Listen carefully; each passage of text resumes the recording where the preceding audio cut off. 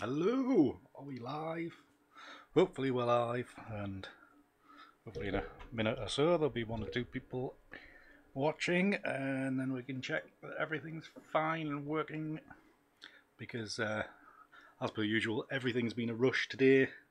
I fully intended to have a lot of notes written out and sketched down and lined up so I could work through them in a concise, considered manner. Uh, and then I look after me niece and nephew for once they've got finished at school. So that meant I got no typing done or anything like that, and had to watch Freddie play golf on his iPad for 2 hours. So wonderful. So I didn't get any prep work done for this. So, anyways, welcome to Tuesday Night Edits. This is episode 24. Hopefully, it's actually out there and on air. If you're in chat, please do say hello. Those of you that are watching, chat room is open. And if you're watching on catch up, please do leave a comment in the comments below. If you're watching did I say that? If you're watching on catch up, leave a comment. And if you're not subscribing, please do subscribe. So tonight, if you don't know me, I am sorry. Do this in order. See, this is where I should have write these things down and actually maybe even rehearse these things. I'm Andy Gray, and I do. Hello, Matthew Nuttall. Good evening, sir. Nice to see you. I'm Andy Gray. I shoot ICM photography and do a lot of post-processing, usually blending lots and lots of frames together. And so we're going to be doing a bit of that later on. But firstly, it was announced yesterday that Google Plus was dying. It's going to go the way of Reader and Inbox and lots of other Google products. Wave, thinking back of other things. They run them for so long and then strip them out and ruin them, and then send them on their merry way to the Google cemetery of apps. And Google Plus, I was actually quite sad to see its demise yesterday. Yes, it was to do with a privacy violation or break-in or whatever you want to call it. But I think that's by the by with using online services in this day and age for free. They are going to not only sell your data, but they are going to let other companies in and have access to your data. All right, this one shouldn't have happened, but it's that's just the way things are. These things aren't 100% secure, obviously, otherwise it wouldn't happen. But anyway, so I think it was a bit of an excuse to kill it off, because it's been dying since at least 2014, 2015, and last night, after I'd heard that it was closing down, I went back into my Google Plus account and had a bit look through it, and came to realise that I basically stopped using that a lot in about the middle of 2013. That's a full 5 years since I used it. Almost every day. For a while there, it launched in 2011. I managed to get in on the beta. So I was there certainly within the first fortnight. Back then I was keen on photography, and I, just really wanted to try to drive myself forward, and use Google Plus as a platform to get on early, and to advance with follower numbers and all that kind of crap. And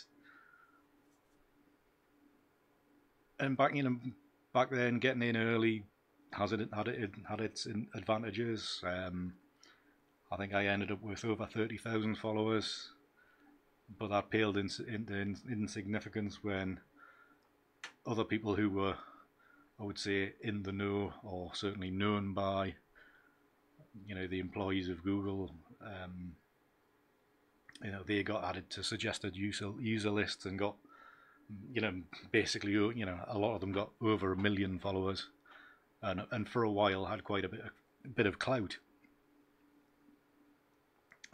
and therefore could, kind of use it as a business tool, and drove things forward and started businesses off and all this kind of stuff. But it was, all right, I had 30,000 followers, but it was just such a brilliant creative place, especially for photographers. I think in the very early days it was photographers that drove it forward and really, pushed the Google Plus team to almost cater to photography,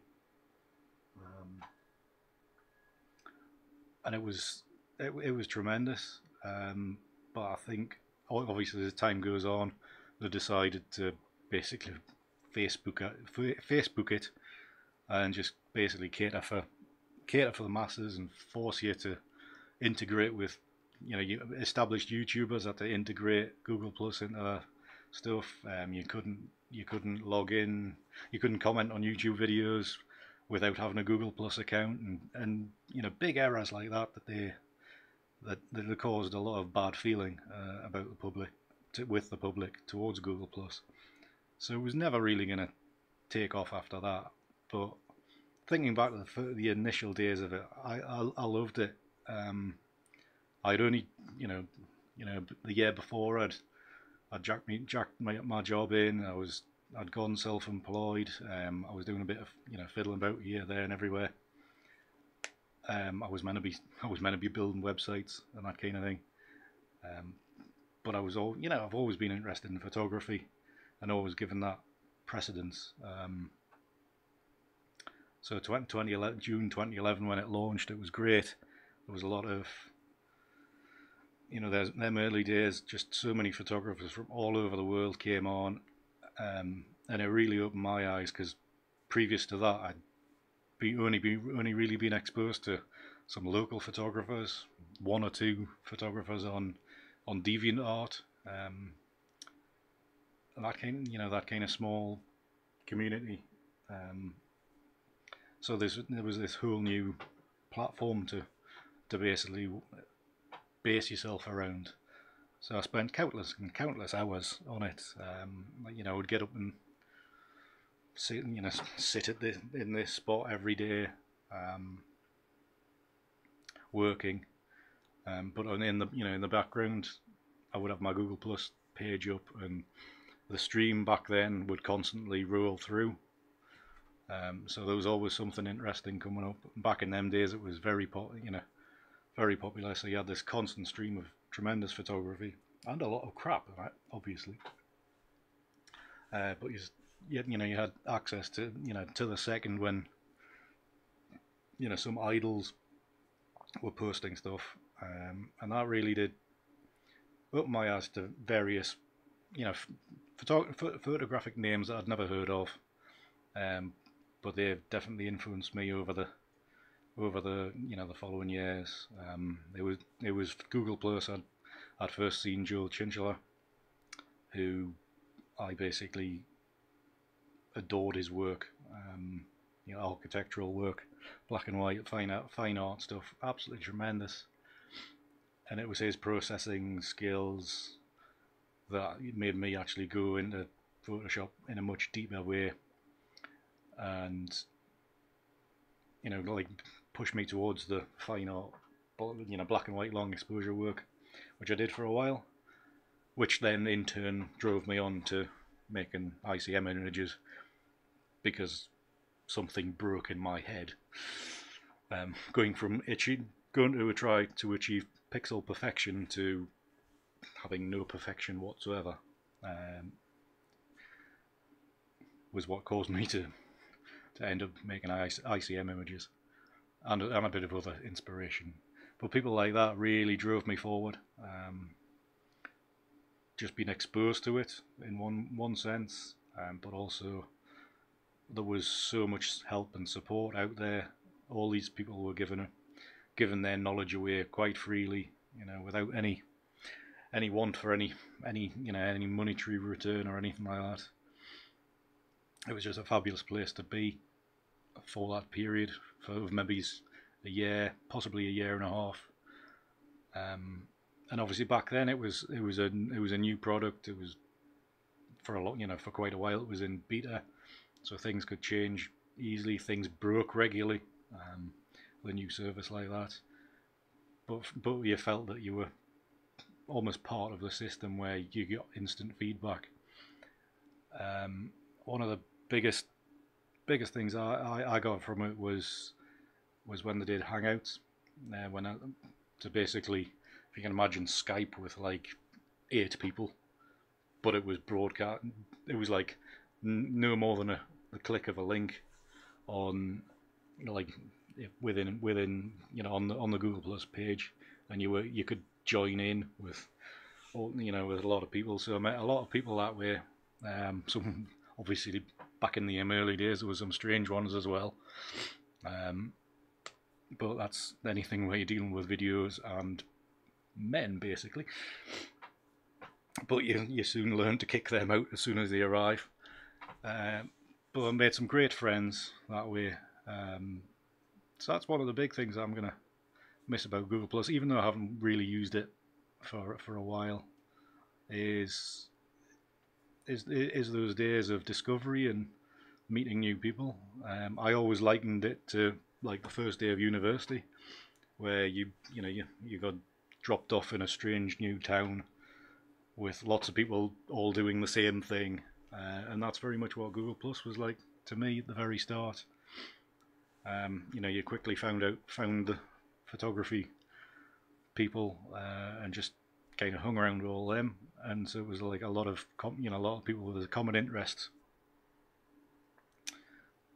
all mingling together, and it was tremendous. Very creative time. I was lucky enough to a few guys that I did video hangouts with almost daily. Andre and Lee went away and set up F-Stop Lounge, a photographic website. Started a new business through it. I've made hopefully lifelong friends with a few of them.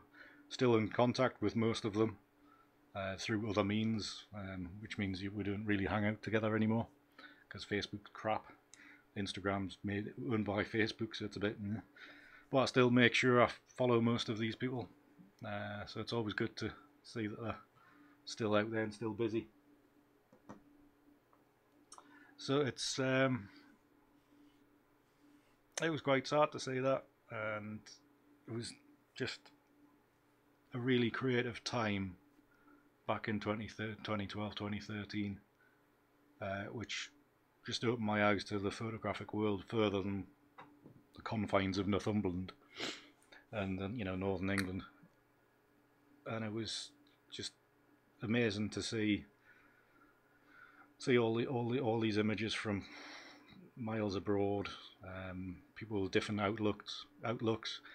You after a while you realise that the Americans make images in a certain way. They're all, if you look for any of the Californians and all that, it's all bright colours and all this kind of stuff. Whereas obviously most of us here are English, and we kind of go for the more muted, stay away from nuclear sunrises and sunsets.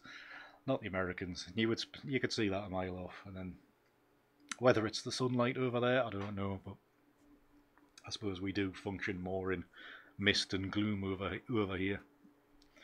So yeah, it's what I miss most is is the friends I made on it, and the fact that we would hang out daily, and basically it felt when you're working home alone, without any work colleagues, it was great just to have there was somebody just tinkering away, working for themselves in the background on a video. Often we wouldn't even talk for an hour, but it was just nice to know that there was somebody there. It was great days. So sad that it's gone. I mean, there's a few things as well that really pushed me creatively.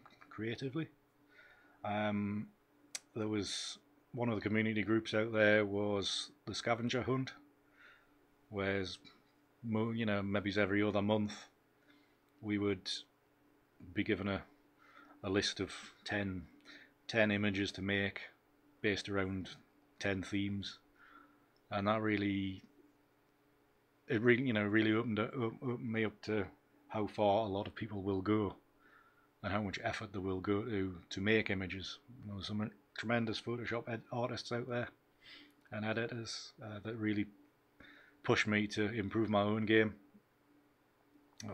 Just such fun times and some sleepless nights because the bloody notifications would be going haywire well into the early hours. My own sleep pattern was completely ruined just because there were so many Americans on it. So if you were going to miss out, you couldn't go to bed at 11 o'clock at night because you would miss out so much. So my sleep pattern got pushed back to going to bed at 2 o'clock in the morning every day, for weeks on end. But it was fun. It was good. One of the things I did have to suffer through was my connection was terrible back then. So hangout, like video hangouts usually meant that I just sat there silent, because if there was 4 pixels showing what looked like my head, there'd probably be no sound coming through from me. So it was always a struggle for that. And we didn't get fast broadband here until I pretty much completely lost interest in Google Plus, and the Hangouts had been ruined by then as well. Anyway,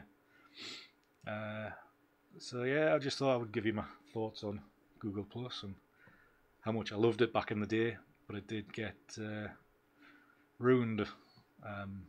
Actually, one of the things about it that through Hangouts is the reason I once had to sign a Google non-disclosure agreement, and another Hangout I got to hang out with the head Google Plus guy at the time, Vic Gundotra. He just randomly dropped into one of our Hangouts and was asking how we were finding like the new features at the time, where there'd been quite a big change. So we were giving my instant feedback, which was, it's crap. What have you done? So that means being written good things like that, and being just having access to some great photographic minds and business minds. Just at the time was tremendous. So I'm sad to see you go, even though I hadn't really used it for the last 4 years anyway. Just dropping in the odd link. So yeah, that was my thoughts. I think I've done much. I doubt not from Google. I wouldn't have thought, Matthew. I was reading a guy this morning, Mike Elgin, who used Google Plus a lot back in the day when he still does. He's a tech journalist. He's often on, was it Twit TV? Leo Laporte's little online network thing. He's often on there as a commenter, and he's basically saying that Facebook's in such a mess. Google's screwed things up. Instagram's owned by Facebook. Twitter's only 280 characters.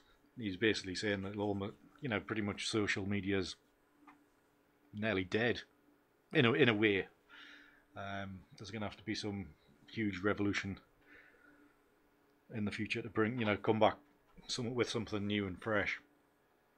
But I think anything that's small, small things like Elo came along a few years back, but it's tiny. What else has there been? Vero came out, or certainly all of a sudden somebody mentioned it and they all went mad for about a fortnight, or maybe even 2 days, and then that quickly died back again. I think everybody's looking for that next thing, but I don't think we're going to get it, and I think we're going to have to go back to using our own blogs, our own websites. One of the main reasons I got into YouTube was because Twitter's 280 characters, shows pictures, but just on a phone. Instagram's purely images. Facebook I hate. And you know, Facebook looks like it's never been touched since, how long has Facebook, the design of Facebook looks pretty much identical probably to what it was in about 2012. So they've got nothing really going forward. So I'm pretty much of the same opinion. I think we've got to concentrate, maybe pick one social media outlet, whether it be Facebook, Twitter, Instagram. You know, maybe it's where your biggest following is, but utilize where email lists. Get into video. It's a second. YouTube's the second biggest search engine in the world. You know, followed by Google itself. And YouTube being linked to Google means that when you put stuff into Google, generally there's a couple of videos come up at the same time. So that can be a good thing. So even if you're not doing stuff like straight to camera like this, but just create videos. There's plenty of tools out there, even on just phones, to splice things together with a backing track of just images. So I think going forward, I think we've all got to be concentrating on email. That's still probably the best social network. Email lists and just traditional methods. Get some business cards printed, that kind of thing. Go back to the old ways. It's like I've got new business cards made this week. New flashy. Look at that. A few new pictures on the back. Which I've been meaning to get done for probably about a year and just never got around to it. So just back to traditional marketing again. Like I said, Andrew, you can just make things on splice images together on the phone, and you just make a nice, even it can just be a minute or two of just images of where you've been. It's like Anita makes, or certainly used to make, like a monthly video where it was just you just dropped in images, and it spliced, automatically put them into, so it made it look like photographs coming out of the page at you or whatever. There's plenty of stuff out there you can use to do that. So yeah, that's my thoughts on things. I wouldn't really say I'm up there, and I was going to say, what's that thing where you're not an influencer? No, anyways, it's a complicated word which I've completely gone past my mind. So back to it. So yeah, that's enough on Google Plus. One thing to mention, well, a couple of things to mention. Firstly, that next Monday, if you're in the Yorkshire area, I'm doing a talk at at Harrogate Photographic Society, which is in Harrogate, funnily enough. So I think people are welcome to go along to that, but you better check with your Harrogate Photographic Society, which I believe the website is harrogatephotographicSociety.com. Give them I'm sure you can, like the general public, can go along for a fee to see that if anybody's interested in that. That's Monday. I think it starts at 7:45. So I'll be down in Harrogate on Monday. Might go to Betty's for a cup of tea or whatever you get in there, and have a bit of wander around Harrogate, because I haven't actually been to Harrogate before. Well, I've driven. I think I've been through it on a bus, but I haven't been through it and stopped for a look around. So quite looking forward to that, apart from 70 people in the audience listening to me prattle on for an hour and a bit. But then again, there's some of you here watching me tonight prattle on, so maybe there's those that are forced to go. You're gonna have to put up with it. So that's that. What else is there?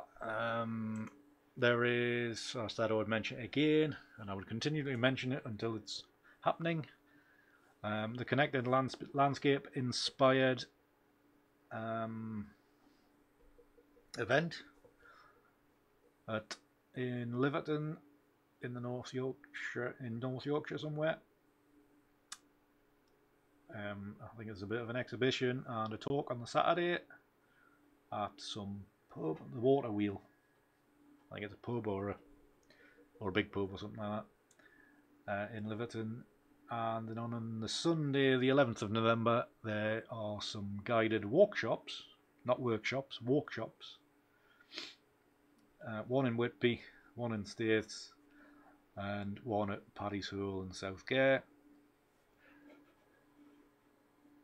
And that's the one I'm co-leading, which I think has been a fair few booking on that one so far. So if you're interested in pinhole photography, get yourself booked in on the Whitby one.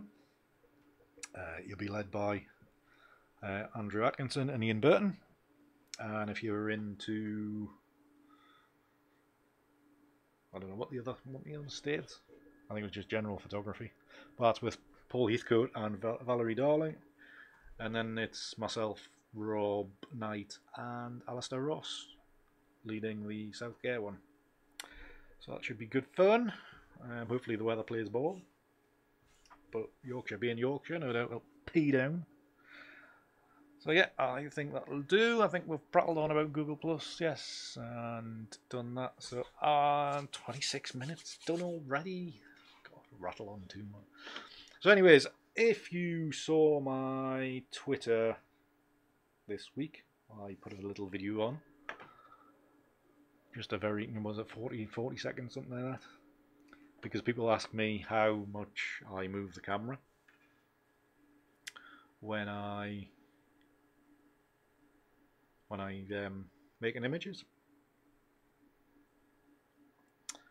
And on Sunday there was a couple of fairly extreme variations I did to get some data. It was a bloody hard to get some decent movement, get some decent results. I went out, well, maybe it's 2 o'clock Sunday afternoon. The nights are, the days are getting shorter. Well, the light would be a bit weaker than what it was, but it was pretty strong. There was oddly a cloud in the sky, so that didn't help either. So strong light, really struggled to get some data. So I had to end up doing a lot of movement to get some nice images to work with. I don't know if I can play a video on here. Let me see. Maybe if I can get one queued up. No. Share my screen. Just do a quick. Look, there's me in a churchyard. Right, hopefully they'll be able to see. Maybe be able to hear the clicking, I don't know, on this. But we'll just play it for 20 seconds or so.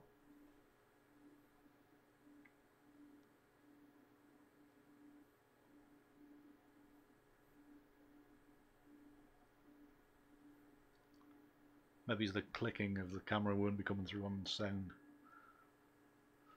You can see I was doing quite a bit of movement there. And what I was just really trying to do, the sky was so bright, and there was just such a huge contrast between the sky and the church that was in front of us, where the sky was exposed properly, but there were some really bright spots on the church, and then the foreground was very, very dark. So what I was doing was moving the camera around to try to get the light of the sky into the foreground, just by twisting it around. I think that'll do.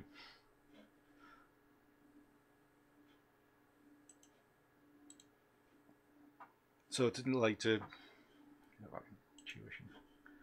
So basically, the sky was very bright. So effectively, by turning the camera up, like giving the camera a twist around, I was basically painting sky into the foreground here, just to lighten it.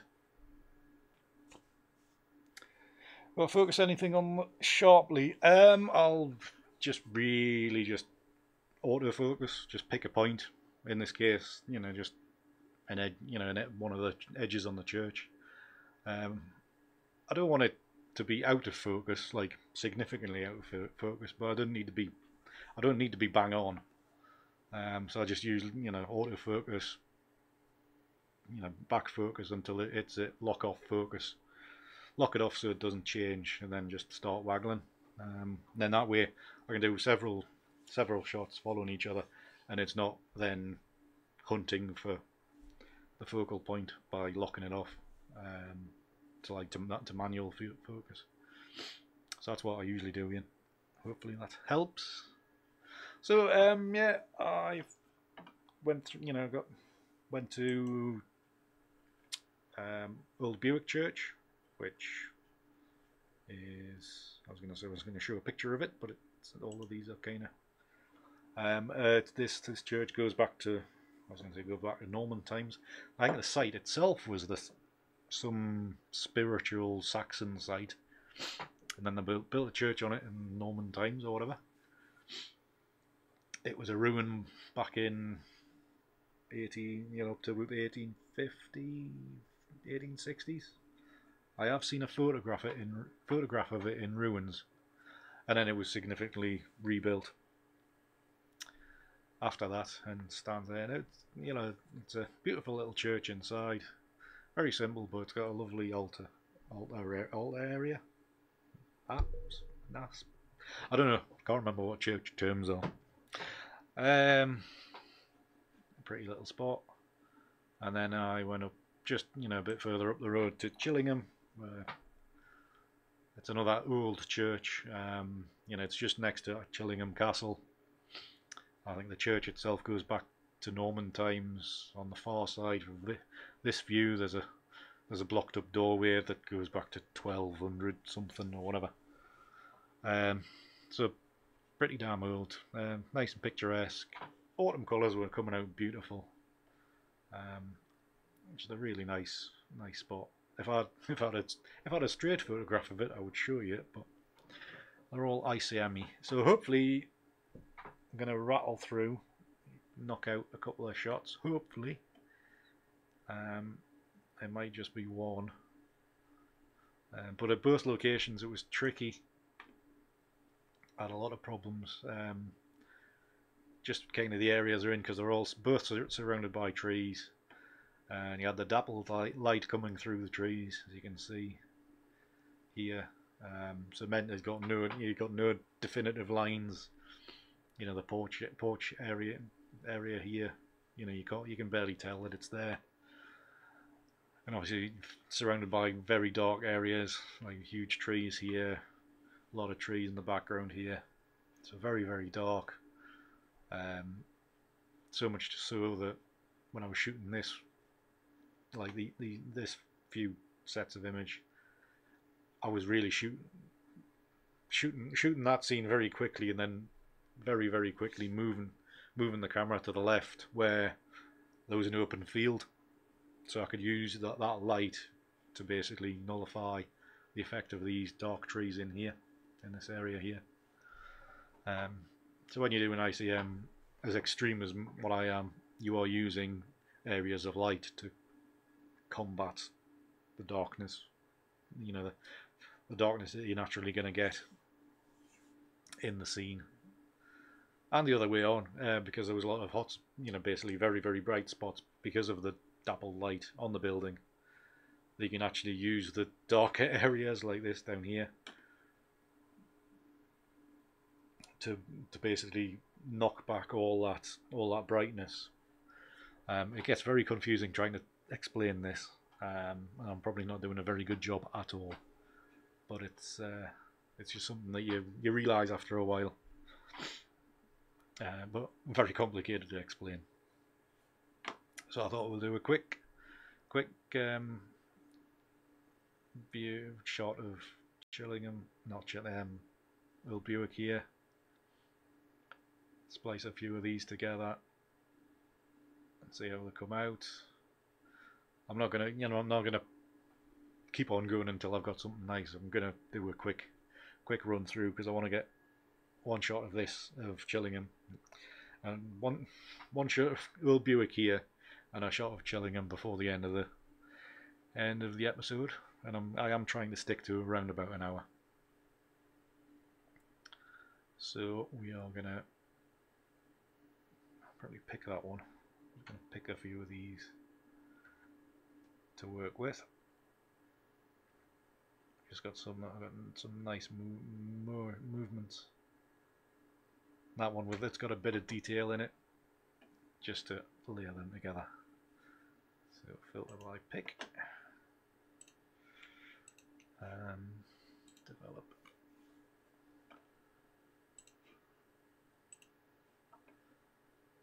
Looks fairly clean. I was just looking for dust spots there. Looks to be okay. I'm just going to look at some of my presets, because I haven't looked at any of these yet.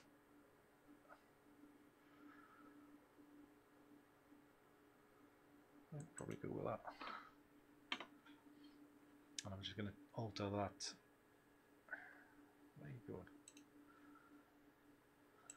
Alter that blue a bit. It's a bit bright and a bit nuclear-y out there.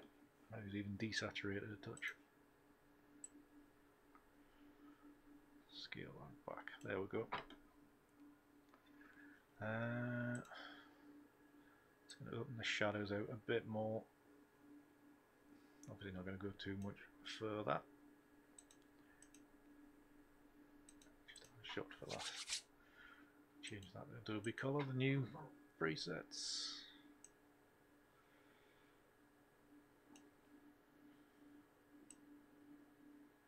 The black's out.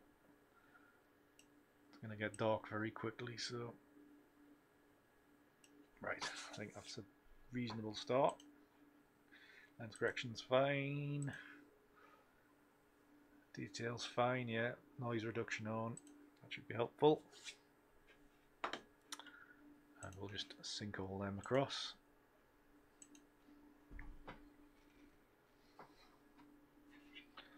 Check the phone whilst that's going on.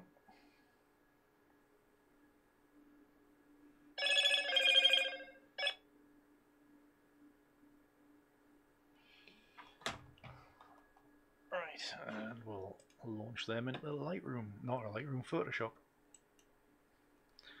Open as layers. Just wait while that loads up.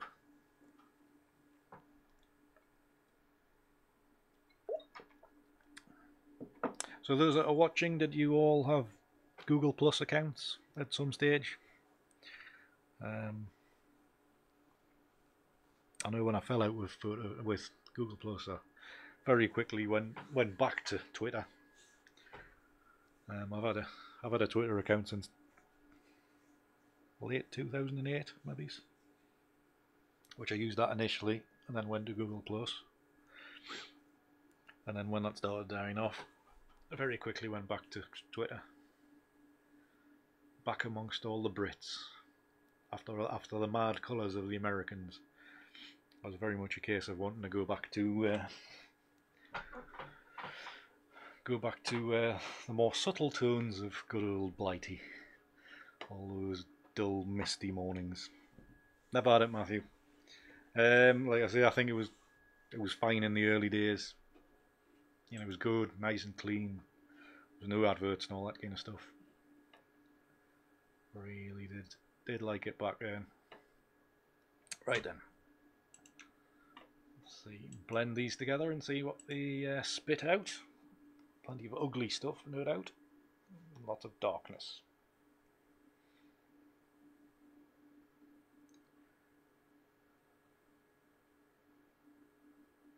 Lots and lots of darkness and horribleness. I think light. Keep it light, and I'm just going to switch off some layers to see what that'll do. See, immediately that one can go. I like the foreground on that one. That one can go. And that one can drop the opacity.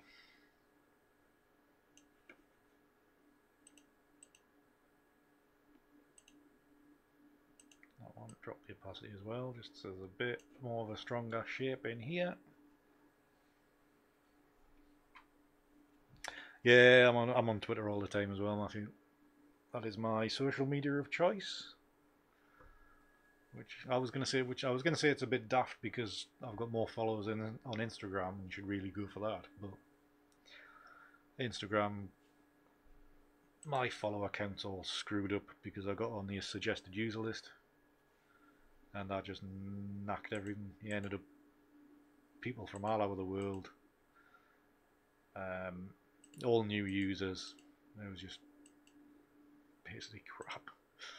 I don't want to nullify that. So what shape is that? That one.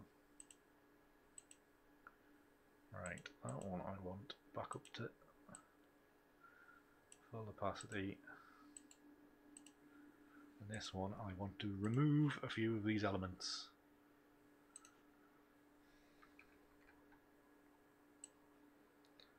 Just some of these erroneous red areas.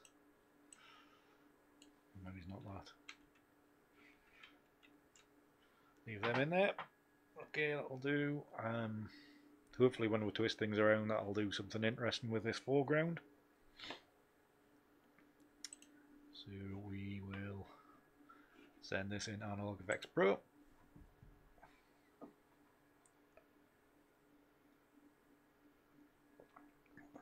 Yes, I haven't updated yet.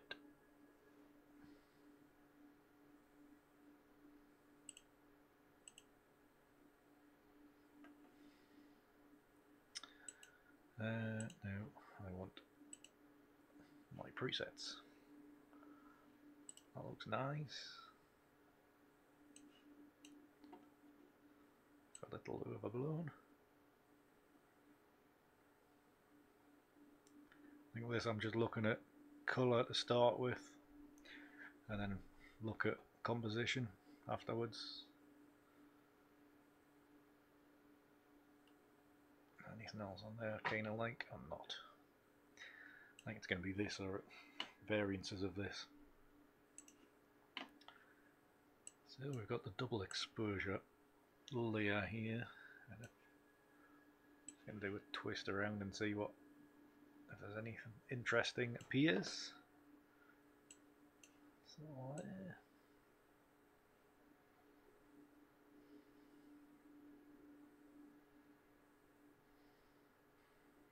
this could be one that, you know, I'll just balance that a bit better, to be honest.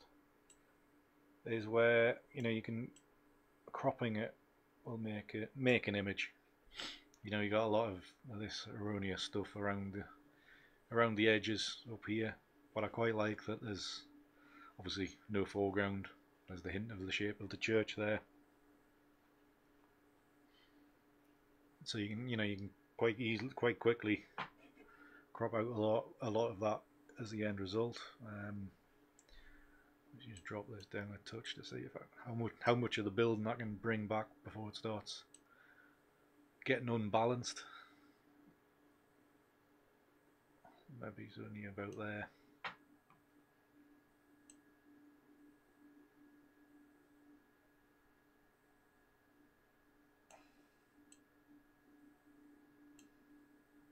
I am finding I'm wanting to make my images very light, very almost washed. I'm saying washed out, not washed out in colour. I still want bright, vibrant colours, but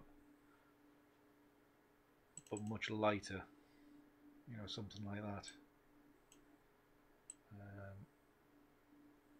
You know, I'm not wanting tons of detail. You know, something like that's gone very bright. You know, quite liking that area now.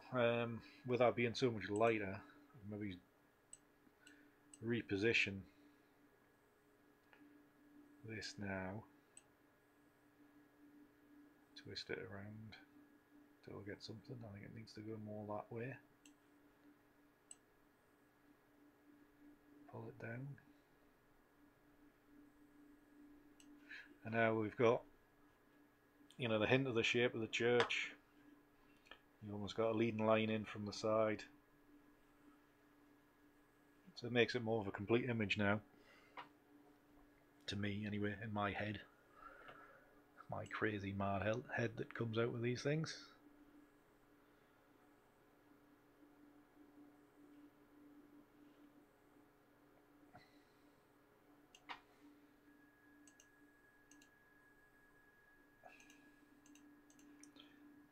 Yeah, just gonna give this a maneuver around. I think I am looking to get it quite a bit darker in that area. Not that extent, maybe it's about there. Something like that. And then I think I'm gonna, in the next stage, go into Viviers and try to see if I can pull some detail out of here.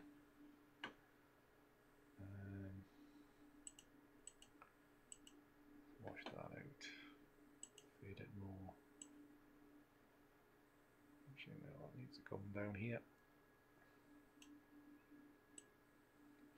I'm saluting again because these lights are damn bright.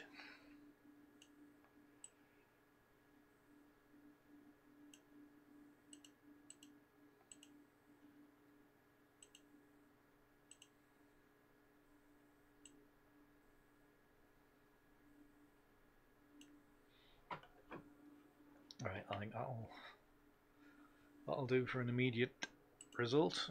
Go back into Photoshop and then throw that into Viviers, and I'm going to see if I can pull out some detail of the porch. I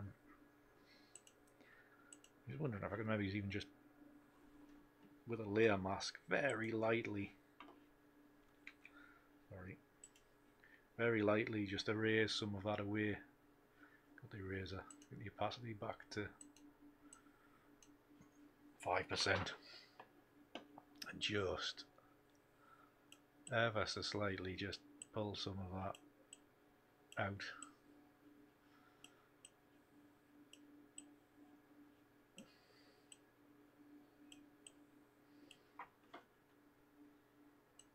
Just increase that a bit. Be a bit bolder. Yeah, there's a bit more there now. Still going to go back into Viviers though. It's all part of the Nick collection, obviously.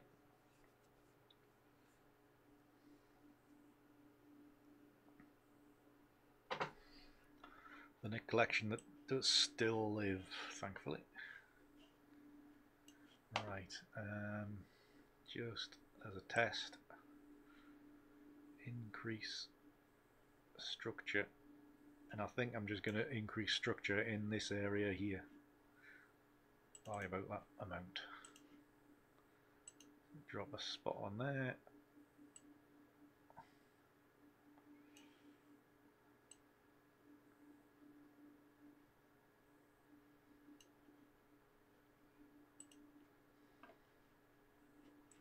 So hopefully that made it much of a difference. A tiny bit, just a little bit more definition there.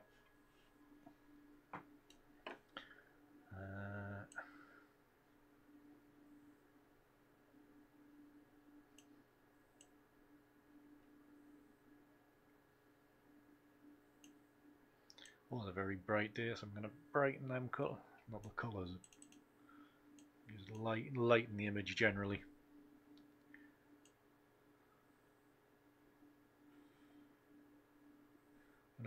I'm going to lighten the whole image, but I'm also going to drop the control point in this area here, just to give it a bit of a darkness on the right hand side.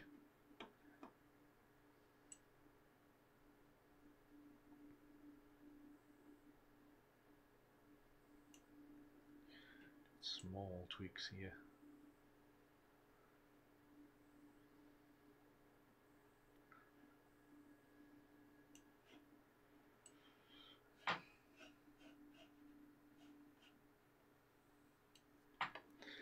Right, drop a control point up here, and that's going to come down.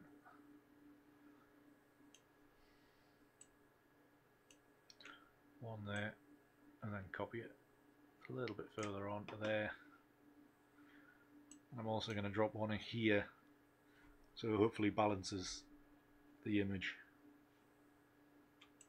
So just Alt, click and drag. So does that balance it a bit? Kind of, maybe.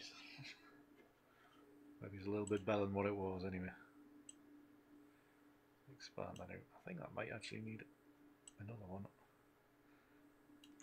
This is where you start getting two colours buttoned up together, and because of the way the control points work, it's like all acts as a boundary. It's like an auto mask, so you can sometimes get a rigid line, and it makes it look a bit crap. So I'm reasonably happy with that for this moment. If I was being perfectionist, I would try to remove some of this purple out of the sky. It is a bit dark. Job for another time. What I might do is just very quickly press 1 to 51 minutes, because I really do want to do a quick edit of that Chillingham shot. Very quickly going to run this, stick this into Analog Effects Pro 2 again. I do this quite often. I'll process an image to where I think it needs to be, and then I'll throw it into Analog Effects Pro again, and then just have a sneaky look at the presets to see what they're going to do with that finished image, and if there's anything better out there that comes of it. You know, a couple of times I've got some tremendous images just by continually running it through here. Have a quick look to see what that's like. Very yellow, very washed out, very warm. That looks very flat. This one looks very yellow. Yep, just streaks in the rain.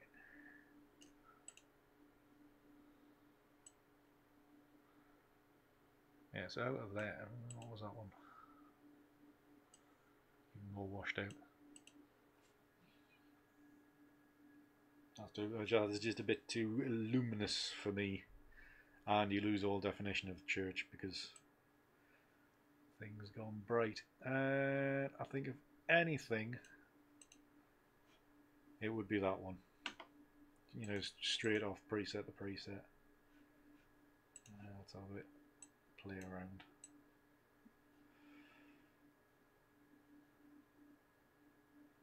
Thanks for that, you're losing the shape of the building.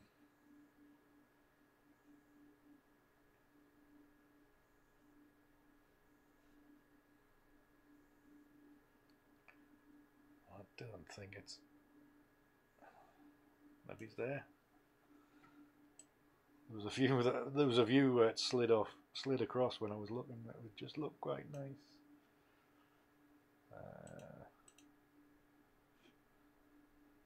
Before, after. Actually, yeah, that looks not bad. Not that light. Make that a bit lighter. Right there. There you go, we've got an alternate as well.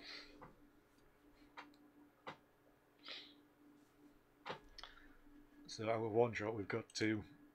So we've got that one which I'm quite happy with. I could quite easily and happily post that anywhere. And I've got a second version. Just by running through things again. Maybe it's a bit closer to my preferred, you know, colour space.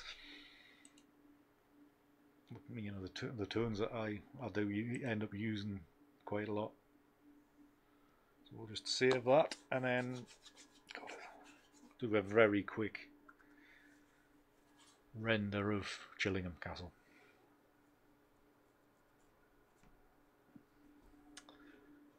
So whilst we're waiting for that to do, just remind you that my presets are available to download at a cost, obviously, and you can get them from there, bit.ly/AEP2presets, or there's a direct link to the store in the description below to get you to exactly the same place, so that you can get a hold of them presets which I use all the time to have a go at your own all it does is give you a bit of a head start to get an image underway. Alright, I will actually save that other one at a later date, but we've got one there. Well, there you can see my past works. I've been editing a commercial shoot this week. It's been doing my editing. Right then, pick them. Chillingham, whatever there. So it was like these images here. Just where I'd been using the sky to paint out the foreground. So I'm just gonna go with these.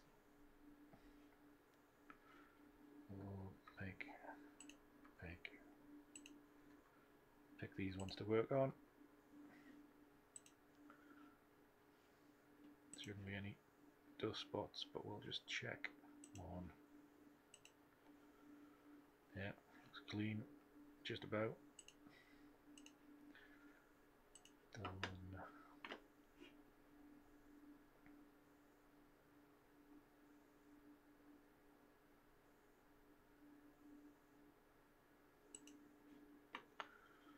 Again, just like that. Just an initial preset, Lightroom preset to get things underway. Gonna lift the blacks, boost the whites a bit.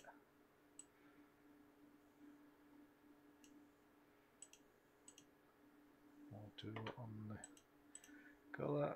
There we go. You know, things will be nice and red again, and we'll just sync those settings with those four. Then we'll bung them into Photoshop as well. There's the layers. There we go. Edit as layers.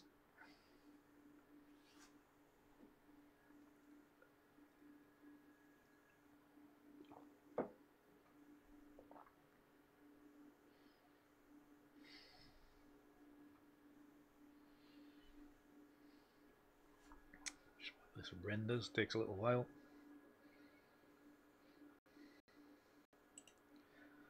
So yeah, just a reminder that weekend of the 10th and the 11th of November, do check out the Connected Exhibition website. The link's below in the description if you want further details of that weekend. It's all in there. Too much for me to remember. So just going to do some reading. Right then, I blend these together, and I think again it'll maybe darken looks alright. Probably go down the light, maybe not the light route because it's very light. Soft light.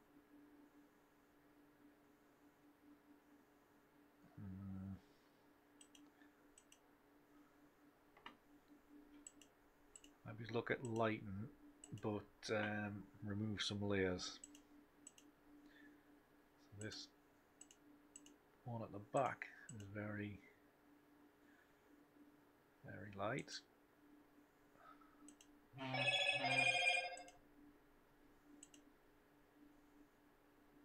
See, to me that's a good area there. News. This, you know, there's a nice line here, but the next one, when you stick on light, and it becomes way up the side, way up here, and you're going to lose the bottom of the building, which is a bit of an issue. Which is kind of why I'm wanting the darken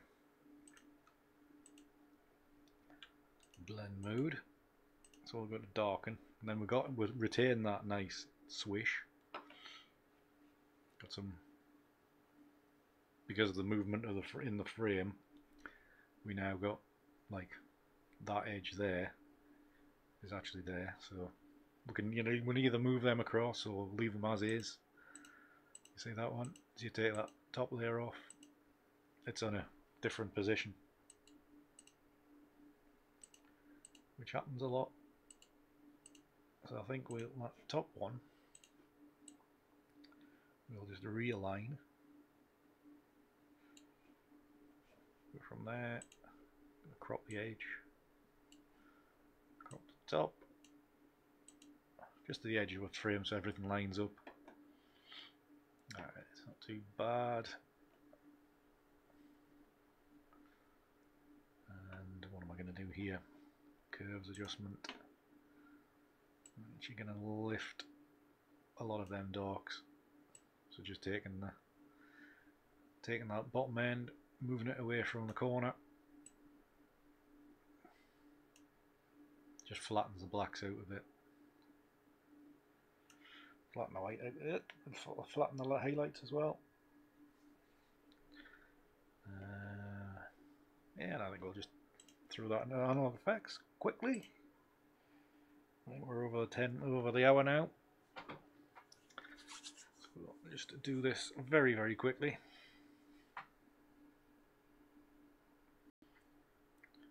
Run a preset because I think this one's going to take a bit more effort and a bit more thought when I've got a bit more time. So just looking down the presets, see what's doing. If there's anything that jumps out at me.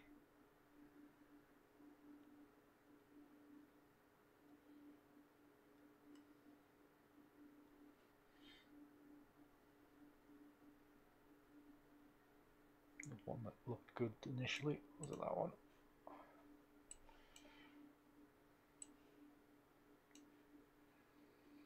Very dark.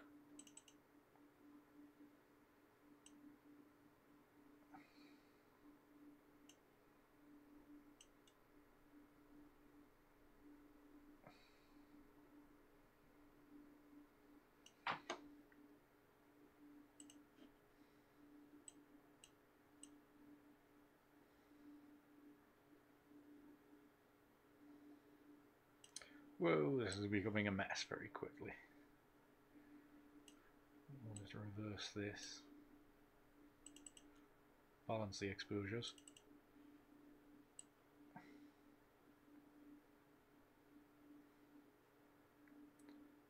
I think the problem with this is when you're dealing with leaves, you're dealing with the light in between the leaves. They become very sharp. Hi, Charlotte. You nearly missed it altogether.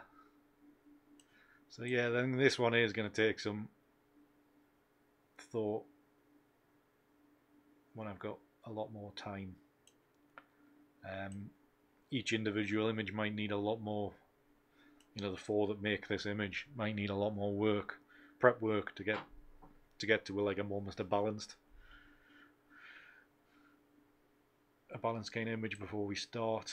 I think there's just too much contrast here to be done with. Don't like that colour anyway.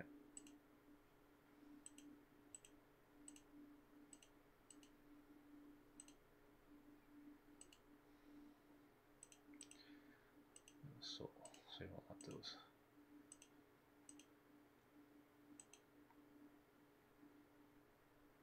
Yeah, I don't think this one's going to work at the minute. So there you go. A failure on my part. Not often that happens, but let's have a quick look at this one. No, again, it's far too much contrast.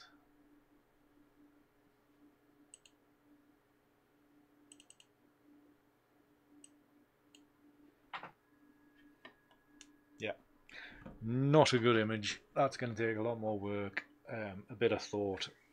But I'd basically all I'd done since the weekend when I'd shot these frames, basically just loaded them up, picked them out as possibles, and gone from there. So at least we got one shot.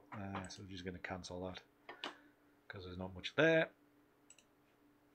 So at least we got one image, well, possibly two, out of this little shot. I mean, a lot more significant work to do with all this data. Where's the review? Got. Scroll them up. And I got all this to go through as well. These are the ones I'd picked out as, you know, possible uses. So there's a lot of work there to go through to pick out, to work through them. Oh, to do a short one. That's what the churchyard at Chillingham looks like. I thought I didn't take a straight one, but I did. So there's plenty of potential there. It's just not going to work as a quick 10-minute image tonight, which is unfortunate because I thought it might have done. I mean, this frame by itself may be fine. It may not, with it being combined with the other three, maybe it just isn't working. So maybe that's why that end one didn't work through. I certainly like this as on its own. What I don't like in particular are these areas, but that's what we're going to get when we're dealing with a bright afternoon and foliage on trees. Just, you know, one of them things. But you know, if you've got to, I always try to be economical with my shots. So if I've spent time on something, or I see a promise in it, then I'm not gonna, just because one part doesn't work doesn't mean to say I'm not gonna potentially use it. You know, you can quite easily come in and do something like this. You know, it doesn't need to show the entire scene.